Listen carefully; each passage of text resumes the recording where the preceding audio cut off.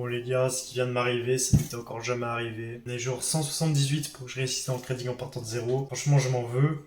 Je suis vraiment déçu de moi parce que j'ai fait n'importe quoi. Toutes les erreurs qu'il fallait pas faire, je les ai faites aujourd'hui. Et il y a des erreurs que j'avais encore jamais faites. Je pense que vous pouvez voir là, ce trade là, je l'ai pris en fait. Je vais vous expliquer pourquoi j'ai pris une vente là alors que j'aurais pas dû. Qu'est-ce qui s'est passé? Parce que là, vous voyez que normalement, j'aurais risqué 1% de ma position. Je risque 1% par trade.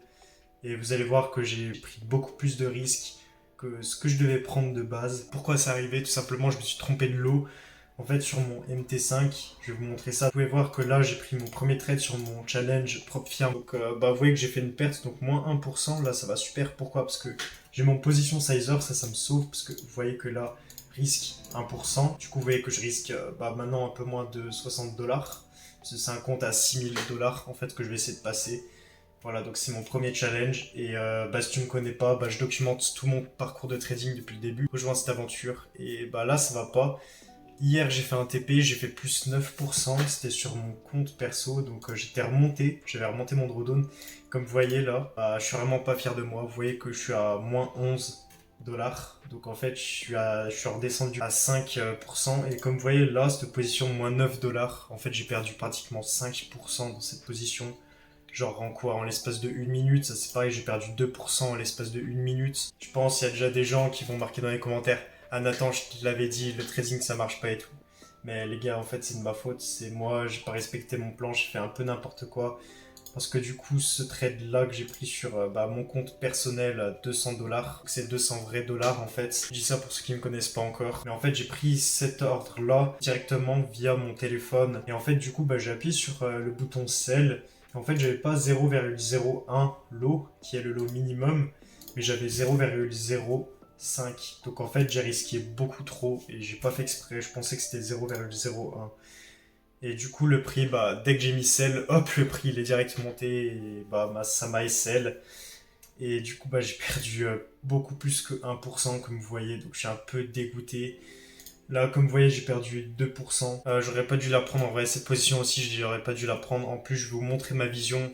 Ma vision est correcte. Moi, je voyais quoi? Je voyais qu'on allait chercher ça parce que ça, c'était le haut de la session asiatique. Comme vous pouvez voir, hop. Je voyais le prix revenir sur cette liquidité et que du coup, à 16h, le prix, boum, il me fasse une grosse chute. Bref, je vais vous expliquer les positions, les gars. On va pas perdre plus de temps. Je vais vous parler un peu des leçons que j'ai apprises. J'ai pris la position à la va-vite. En fait, j'ai eu du FOMO. Pourtant, ça allait mieux, les gars. J'avais plus de FOMO. Mais là, j'ai eu du FOMO. Donc, FOMO, pour ceux qui savent pas, c'est peur de louper une opportunité. Donc, Fear of Missing Out. Donc, hier, j'avais pas de FOMO parce que je suis parti faire de la randonnée avec des potes.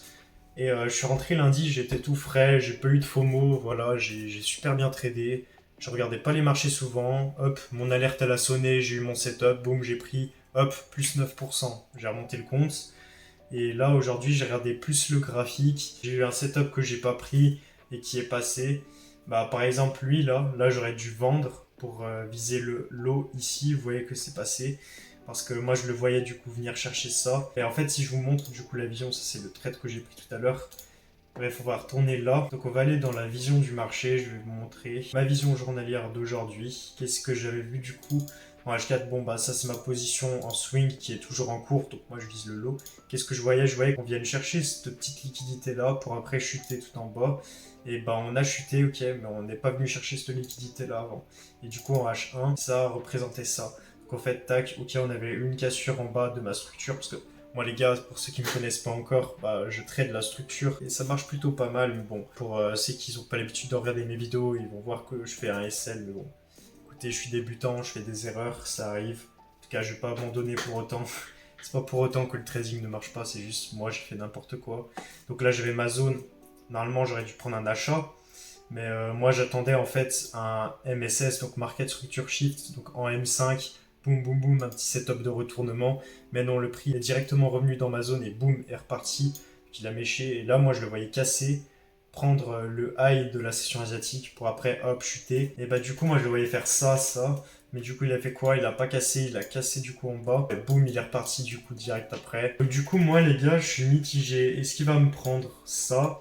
Et du coup, pour casser ça et continuer la hausse en H4, parce qu'en H4, si on regarde la structure, on est comme ça. Là, le but, c'est de casser une nouvelle fois là, pour continuer la hausse. ou à l'heure. On prend juste la liquidité du high H1 et du coup du haut de la session asiatique pour après chuter comme ça. Et là après moi, si on me casse tout vers le bas, là je verrai le prix descendre très très loin et potentiellement me casser ça pour après me TP en swing parce que on se rappelle que pourquoi ce swing je le laisse là, et tout simplement parce que quand on regarde en daily, on était baissier, là on était baissier, on m'a fait une prise de liquidité, boum, et là le but c'est de continuer la baisse comme ça. Voilà pourquoi je laisse ce trade là en swing, en vente. En vrai je suis en négatif sur mon compte, vous voyez, là je suis à moins 11$, mais bon j'ai toujours mon trade qui tourne, bon là il est plus qu'à 36$, au mieux qu'il était il était à 70$, mais moi mon TPI se situe à 80$.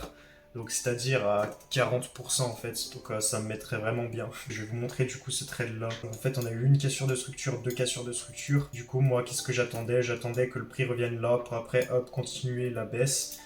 Donc c'est pour ça que je suis passé en 5 minutes. Là vous voyez que si on regarde la structure de nouveau elle est comme ça. Et ça c'était ma dernière zone qui était efficiente. Le prix fallait qu'il revienne là. Le but c'était qu'il casse ça. Mais bref du coup je suis passé en 1 minute. Et en 1 minute dans ma zone qu'est-ce qu'on m'a fait? On regarde la structure, là on m'a fait une cassure, ok.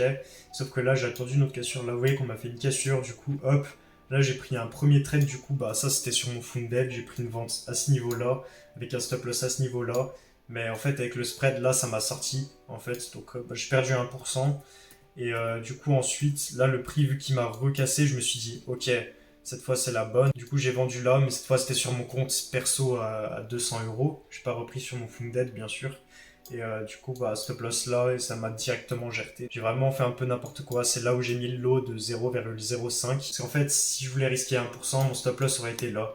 Sauf que là, ça invalidait pas mon setup en fait. Ça invalidait mon setup si on passait au-dessus de ça. Donc en fait, j'ai laissé mon stop loss là-haut. Enfin bref, en fait, j'ai même pas eu le temps de réagir parce que vous voyez que là, la grosse bougie, boum, elle est directement montée.